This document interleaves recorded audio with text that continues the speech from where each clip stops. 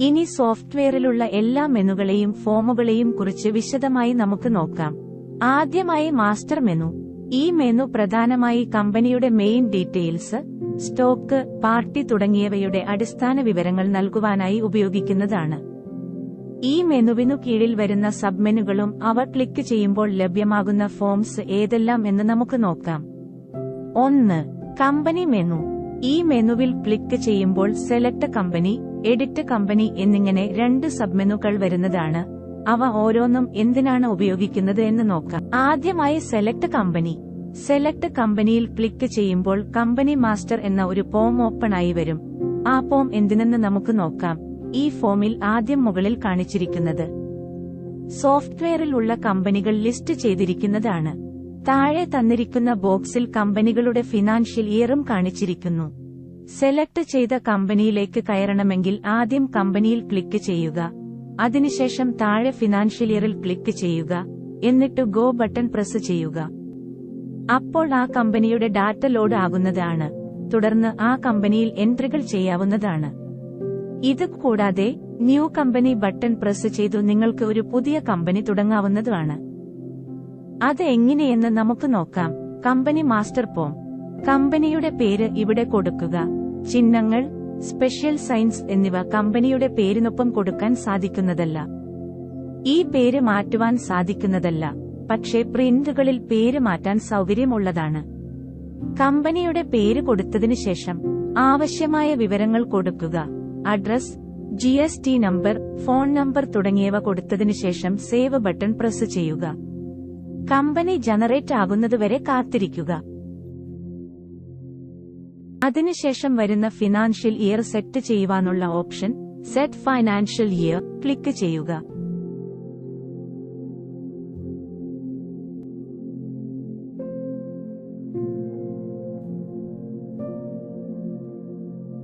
ചിലപ്പോൾ പുതിയ കമ്പനി ഉണ്ടാക്കുമ്പോൾ സ്ക്രീനിൽ കാണിച്ചിരിക്കുന്ന പോലെ ഒരു വിൻഡോ വരാറുണ്ട്. അത് സോഫ്റ്റ്വെയർ അപ്ഡേഷൻ പുതിയ കമ്പനിയിൽ അപ്ലൈ ആയിട്ടില്ലാത്തതുകൊണ്ടാണ്. എങ്കിൽ അപ്ഡേറ്റ് ബട്ടൺ പ്രസ് ചെയ്തു സോഫ്റ്റ്വെയർ ഡാറ്റ അപ്ഡേറ്റ് ചെയ്യേണ്ടതാണ്. ഇത് പ്രധാനമായ ഒന്നാണ്.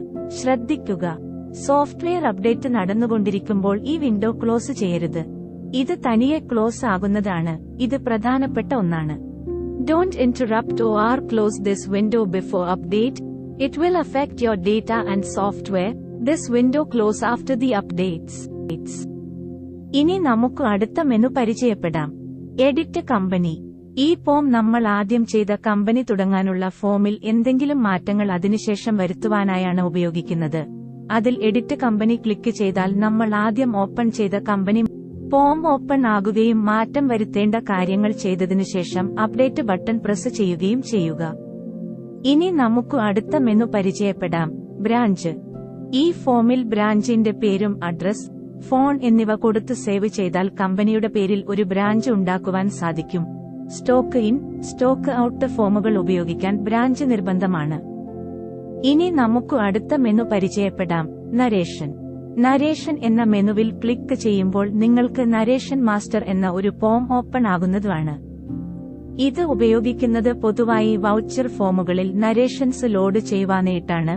ഈ ഫോമിൽ നരേഷൻസ് കൊടുത്ത് സേവ് ചെയ്യുകയാണെങ്കിൽ അവ വൗച്ചർ ഫോമിൽ ലോഡ് ആകുന്നതുമാണ്.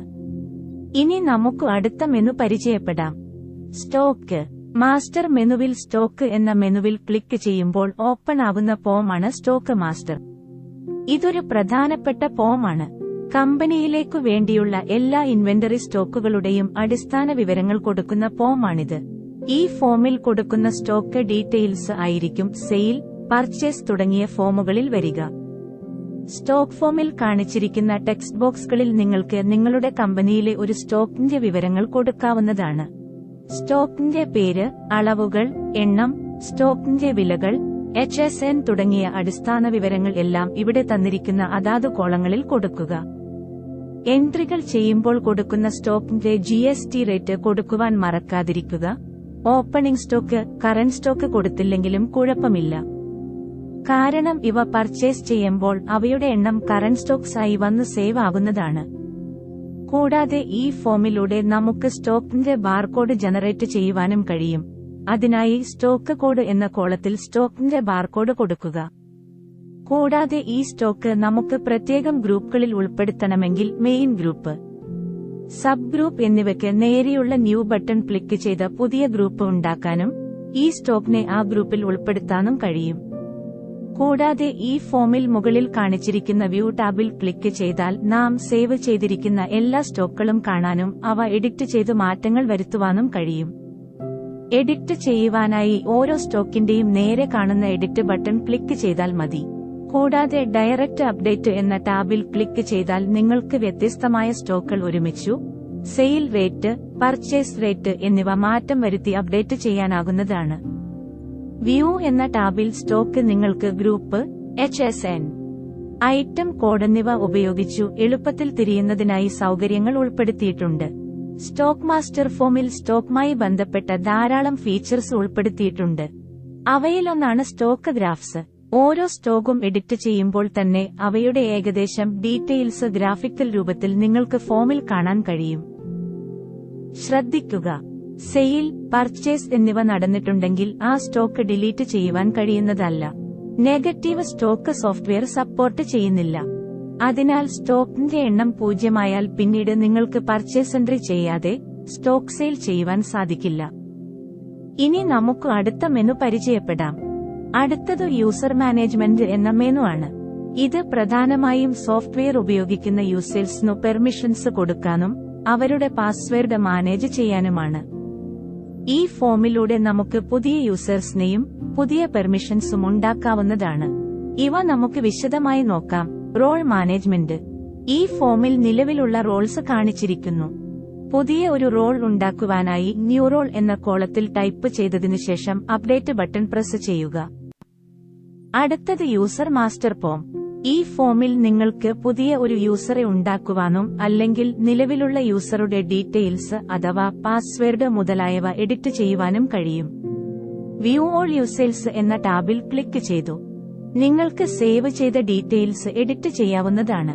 അടുത്തത് ചാർട്ട് ഓഫ് അക്കൌണ്ട്സ്. ഇതൊരു പ്രധാനപ്പെട്ട ഫോമാണ്. പ്രധാനമായി കമ്പനിയിലേക്ക് വേണ്ടിയ sale, purchase, expense, bank accounts തുടങ്ങിയ അക്കൌണ്ട് ഹെഡുകളും അവയുടെ വിവരങ്ങളും, കമ്പനിയിലേക്കു വേണ്ടിയുള്ള എല്ലാ അക്കൌണ്ടുകളുടെയും പേരുകളും അവ ഉൾപ്പെടുത്തുന്ന ഗ്രൂപ്പുകളും ഈ ഫോമിലാണ് കാണിച്ചിരിക്കുന്നത്.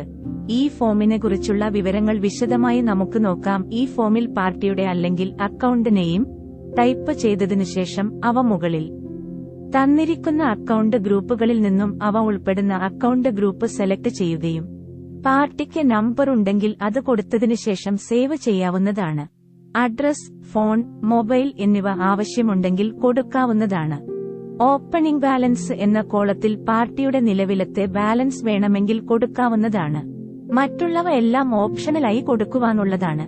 നിങ്ങൾ കൊടുക്കുന്ന അക്കൌണ്ട് ഗ്രൂപ്പിന് അനുസരിച്ച് പാർട്ടി, എക്സ്പെൻസ്, ഇൻകം, ലയബിലിറ്റി എന്നീ മെയിൻ ഗ്രൂപ്പുകളിലേക്ക് മാറുന്നതാണ്. അതിനാൽ അക്കൌണ്ട് ഗ്രൂപ്പ് കൊടുക്കുമ്പോൾ പ്രത്യേകം ശ്രദ്ധിക്കുക. വ്യൂ ലെഡ്ജർ എന്ന ടാബിൽ ക്ലിക്ക് ചെയ്താൽ സേവ് ചെയ്ത ഡീറ്റെയിൽസ് നമുക്ക് എഡിറ്റ് ചെയ്യുവാനും ഡിലീറ്റ് ചെയ്യുവാനും കഴിയും. നിലവിൽ സെയിൽ പാർട്ടികൾ സൺഡ്രി ഡെബിറ്റർ എന്ന ഗ്രൂപ്പിലും പർച്ചേസ് പാർട്ടികൾ സൺഡ്രി ക്രെഡിറ്റർ എന്ന ഗ്രൂപ്പിലുമാണ് കാണിച്ചിരിക്കുന്നത്. പാർട്ടിയെ ഉണ്ടാക്കാനുള്ള ഈ ഫോം നമുക്ക് സെയിൽ, പർച്ചേസ് തുടങ്ങിയ ഫോമുകളിൽ നിന്നും ഓപ്പൺ ചെയ്യാവുന്നതാണ്. പ്രത്യേക ശ്രദ്ധയ്ക്ക്, കമ്പനിയുടെ ക്യാഷ് ബാലൻസ് പ്രത്യേക അക്കൌണ്ടിൽ സോഫ്റ്റ്വെയറിൽ കാണിക്കുന്നില്ല.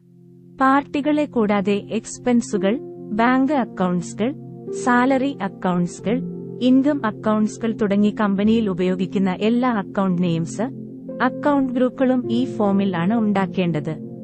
അടുത്തത് പ്രൊഡക്ഷൻ ഫോർമുല. ഈ ഫോം പ്രധാനമായും മാനുഫാക്ചറിനു വേണ്ടി രൂപകൽപ്പന ചെയ്തിട്ടുള്ളതാണ്. നമുക്ക് ഒരു പ്രോഡക്റ്റ് ഉണ്ടാക്കാൻ വേണ്ടിയുള്ള റോ മെറ്റീരിയൽസ് അപ്ലൈ ചെയ്യുന്ന ഫോമാണിത്. ഇത് ഉപയോഗിക്കുന്നതിന് മുൻപ് ആദ്യം നാം ഉണ്ടാക്കാൻ പോകുന്ന പ്രോഡക്റ്റ് മുകളിൽ സെലക്ട് ചെയ്യണം. അതിനുശേഷം റോ മെറ്റീരിയൽസ് സെലക്ട് ചെയ്യുന്ന ഭാഗത്തു ആ പ്രോഡക്റ്റിനു വേണ്ടിയുള്ള റോ മെറ്റീരിയൽസ് സെലക്ട് ചെയ്യുകയും അവയുടെ എണ്ണവും വിലയും കൊടുക്കേണ്ടതാണ്. പ്രധാനമായും ശ്രദ്ധിക്കേണ്ടത്, സ്റ്റോക്ക് മാസ്റ്റർ ഫോമിൽ റോ മെറ്റീരിയലായി ഉണ്ടാക്കിയ സ്റ്റോക്കുകളായിരിക്കും ഇവിടെ ലോഡ് ചെയ്യുന്നത്. അവ പർച്ചേസ് ചെയ്തിരിക്കേണ്ടതുമാണ്. വ്യൂ ടാബിൽ ക്ലിക്ക് ചെയ്ത് നാം സേവ് ചെയ്ത റോ മെറ്റീരിയൽസ് വിവരങ്ങൾ കാണാനാകുന്നതാണ്. കൂടാതെ എഡിറ്റ് ബട്ടൺ ക്ലിക്ക് ചെയ്ത് മാറ്റങ്ങൾ വരുത്തി അപ്ഡേറ്റ് ചെയ്യാവുന്നതുമാണ്. അടുത്തത് പാർട്ടി സ്റ്റോക്ക് മാസ്റ്റർ. ഈ ഫോം പ്രധാനമായും ഉപയോഗിക്കുന്നത് പാർട്ടികൾക്ക് മാത്രമായി സ്റ്റോക്കിന്റെ വില അഡ്ജസ്റ്റ് ചെയ്യാനാണ്. ഉദാഹരണത്തിന്, ഒരു സ്റ്റോക്കിന് നിലവിലുള്ള വിലയല്ല നമുക്ക് സ്പെഷ്യലായ ഒരു പാർട്ടിക്ക് കൊടുക്കേണ്ടത്, എന്നാൽ ഈ ഫോമിൽ ആ സ്പെഷ്യൽ വില സെറ്റ് ചെയ്യാൻ കഴിയുന്നതാണ്. സെറ്റ് ചെയ്തു കഴിഞ്ഞാൽ ആ പാർട്ടിക്ക് മാത്രം ബില്ല് ചെയ്യുമ്പോൾ സെറ്റ് ചെയ്തിരിക്കുന്ന ഐറ്റത്തിന്റെ വില ആയി നമ്മൾ ഈ ഫോമിൽ കൊടുത്തിരിക്കുന്ന വില എടുക്കുന്നതാണ്. അത് എങ്ങനെ ചെയ്യും എന്ന് നോക്കാം. ആദ്യമായി ഐറ്റം മുകളിൽ തന്നിരിക്കുന്ന ലിസ്റ്റിൽ നിന്നും എഡിറ്റ് ബട്ടൺ ക്ലിക്ക് ചെയ്ത് സെലക്ട് ചെയ്യുക. എന്നിട്ട് താഴെ തന്നിരിക്കുന്ന പാർട്ടി സെലക്ഷനിൽ നിന്ന് വേണ്ട പാർട്ടി സെലക്ട് ചെയ്യുക. അതിനുശേഷം ഹോൾസെയിൽ പ്രൈസ്, റീറ്റെയിൽ പ്രൈസ് എന്നിവ മാറ്റം വരുത്തുക. അതിനുശേഷം ആഡ് ബട്ടൺ ക്ലിക്ക് ചെയ്യുക. എന്നിട്ട് സേവ് ബട്ടൺ ക്ലിക്ക് ചെയ്ത് സേവ് ചെയ്യുക. ഇനി മുതൽ നിങ്ങൾ സെലക്ട് ചെയ്ത പാർട്ടിക്ക് നിങ്ങൾ സ്പെഷ്യലായി കൊടുത്ത റേറ്റ് ആയിരിക്കും വരിക.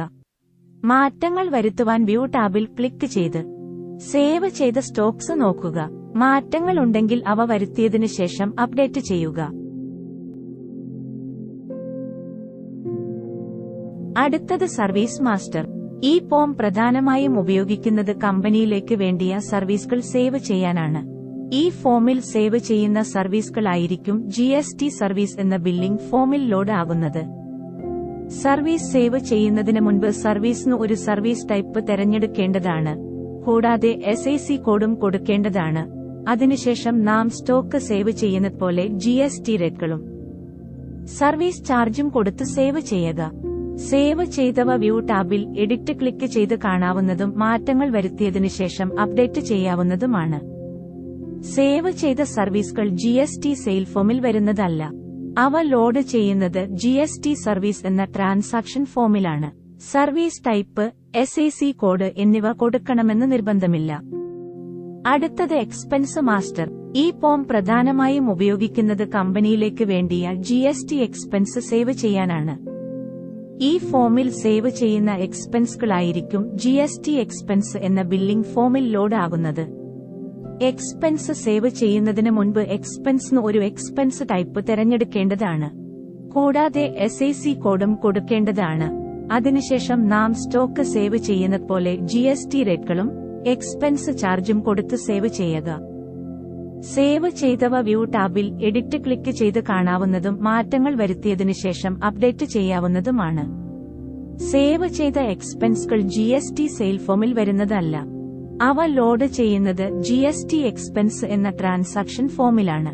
എക്സ്പെൻസ് ടൈപ്പ്, SIC കോഡ് എന്നിവ കൊടുക്കണമെന്ന് നിർബന്ധമില്ല.